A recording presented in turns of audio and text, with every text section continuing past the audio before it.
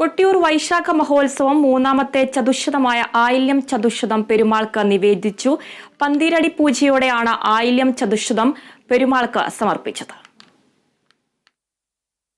കൊട്ടിയൂർ വൈശാഖ മഹോത്സവത്തിന്റെ പ്രധാന ചടങ്ങുകളിൽ ഒന്നായ കലപൂജയ്ക്കുള്ള കലങ്ങൾ മകന്നാളിൽ കൊട്ടിയൂരിലേക്ക് എഴുന്നള്ളിക്കും. വിശാഖ മഹോത്സവത്തിന്റെ 6ാം ഘട്ടമായ മകന്നാൾ തൊട്ടുള്ള അകം ചടങ്ങുകൾക്ക് അന്ന് തുടക്കമാകും.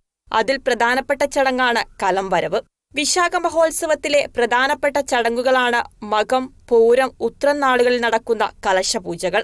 ഈ ചടങ്ങുകൾക്ക് ആവശ്യമായ മൺകലങ്ങൾ അക്കരെ ക്ഷേത്രത്തിലേക്ക് എത്തിക്കുന്ന ചടങ്ങാണ് കലംവരവ്. നല്ലൂരാൻ സ്ഥാനികരാണ് ഇതിന് അവകാശികൾ. വ്രതാനുഷ്ഠാനത്തോടെയാണ് കലം നിർമ്മാണം തുടങ്ങുക. തിങ്കളാഴ്ച നല്ലൂരാൻ സ്ഥാനികൻ മുഴുവൻ സമുദായങ്ങളെയും കലം എഴുന്നള്ളിക്കാൻ ക്ഷണിക്കും. സ്ഥാനികന്റെ കയ്യിൽ നിന്നും വെറ്റില വാങ്ങിയ 12 അംഗങ്ങളായിരിക്കും കലങ്ങൾ എഴുന്നള്ളിക്കുക.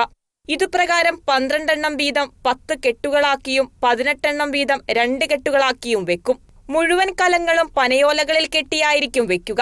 ഊണിന് ശേഷം പ്രത്യേക പ്രാർത്ഥനകളോടുകൂടിയാണ് സംഘം കൊട്ടിയൂരിലേക്ക് പുറപ്പെടുക.